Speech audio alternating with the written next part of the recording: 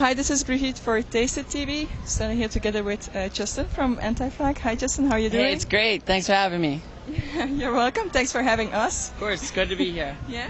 So you're doing Warped Tour now? Yeah, right now we're on the Warped Tour. Very long, very hot tour, but it kicks ass. It's a lot of fun.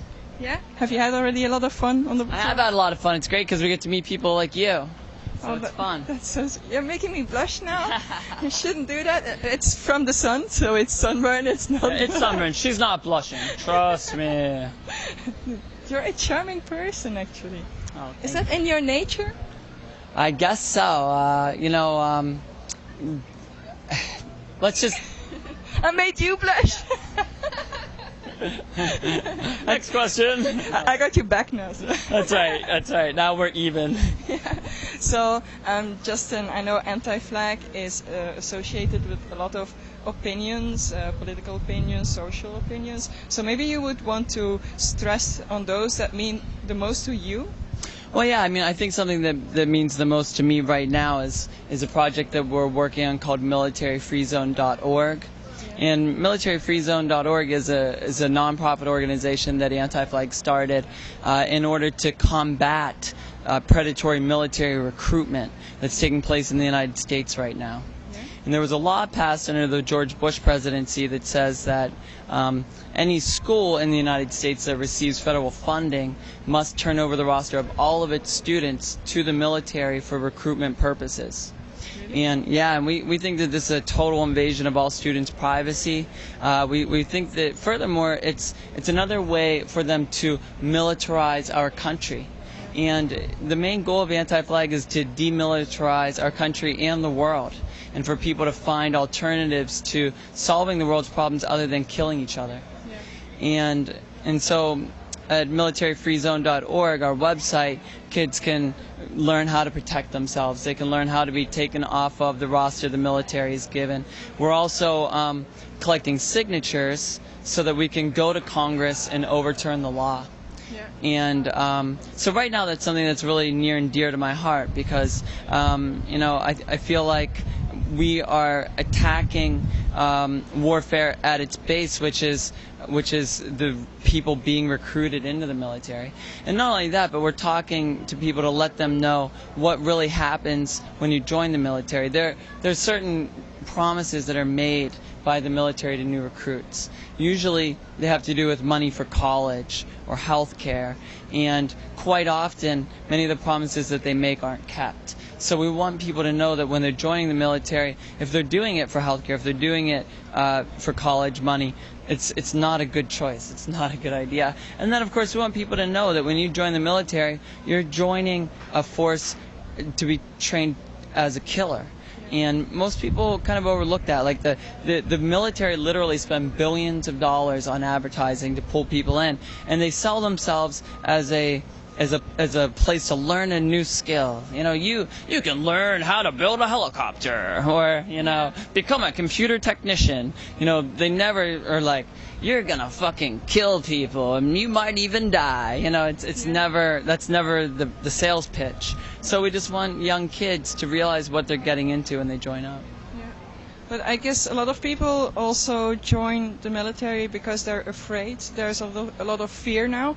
So actually on the flight over here, I saw that movie V for Vendetta, and that's also a lot to do with fear and the price you pay for safety. Yeah. Now, what are your views on that actually? I mean, how can we take away this fear?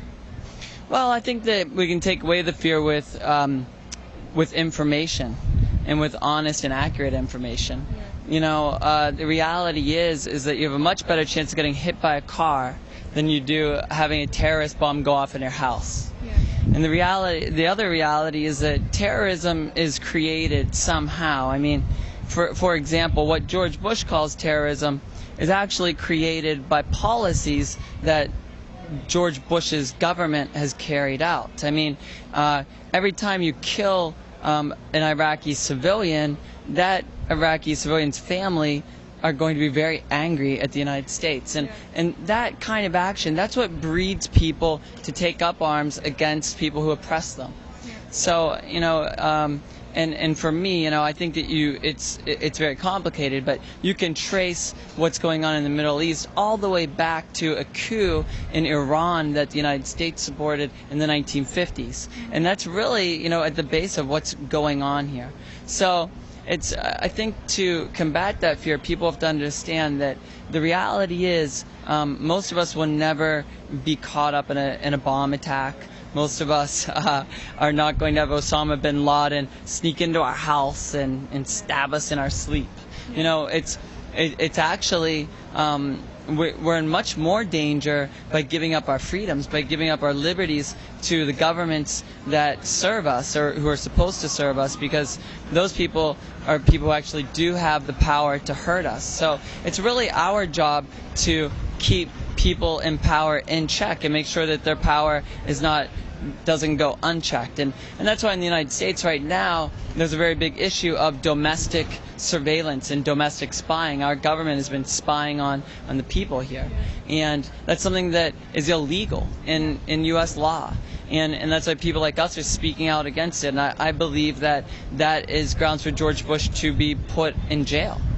And and that's why we're out here. That's why we're doing this tour, to speak to kids, to let them know that these things that our government is doing, they are illegal things, and they're the kind of things that could eventually hurt us. Actually, how did Anti-Flag start out? Did you have that in the back of your head to promote those ideas, or was it in the beginning all alone about the music? Or well, I grew up in an activist family. My mom and dad are both activists in the civil rights movement, and feminist movement, and the anti-nuclear movement up to this very day. And for that reason, I was always interested in activism, and I always cared about social justice, and I grew up organizing demonstrations. It's something that I did as a kid, and so I always loved music. So punk rock music kind of married those two things together, so it just made sense for me to play punk rock. And usually what inspires me to put pen to paper is injustice and things that I think that have to be dealt with and have to be tackled. I think that it's all of our jobs to call out injustice when we see it and to address it. And so we try to set that example. And of course, it's impossible to attack everything, but I think that it's important to try. And that's the main thing that I ask people to do, to try. I mean, I'm not perfect. I'm sure I fuck a lot of things up. I'm sure a lot of the things that I do are hypocritical. I'm no better than anybody else, but I'm just simply trying the best way that I know how, and that's all I would ask from anybody else. Yeah, I think that's also something that's needed, that people understand that people are people who have faults, and that people are different, because I'm here now in the States and I see a completely different mentality also. You have been across the world. Do you see the same thing? Like different people, different races, culture and so on? Oh, absolutely. I mean, it's what I find remarkable though in traveling around the world is that it gives you a great sense of how, even with all of our differences and our cultural differences, that in the end, most people want the same things. Most people want to have a nice time with their friends. Most people want to know that, when they wake up in the morning, they're not going to be in danger of having a bomb dropped on their head by a rogue government. Most people would like things to be fair and equal for other people. So it's exciting to go to other parts of the world and meet people such as yourself, and you live thousands of miles away from me, and yet here we are having this conversation, and it's great, and it's really liberating, and it's very exciting to know that there are other people around the world who are just like us, and so in that respect, that's one of the other, I think, main points of Anti-Flag, is the idea that we are not religions or skin color or nationalities or flags. We're human beings, and we need to see each other and treat each other accordingly. Yeah, that's a great way, I think, to end the interview and free you. Fantastic. And really, I mean this from the bottom of my heart. If there's anything that we can do to help us, to help you and, well, and us, you're doing it right now. You're doing it right now, and I want to thank you for taking the time to do your show. And you know, it's people like you. You know, I think every little bit helps. Yeah. And just by doing this show and giving me a platform to express these ideas and create this dialogue, you know, maybe you people out there don't even agree with anything we have to say, but maybe just from our discussion, you know, you people out there are discussing these ideas with your friends, or maybe you do agree, and that's what I think is great about the things that you're doing and why it's so important. So, thank you very much. okay, thank you. Peace Bye. out, Belgium.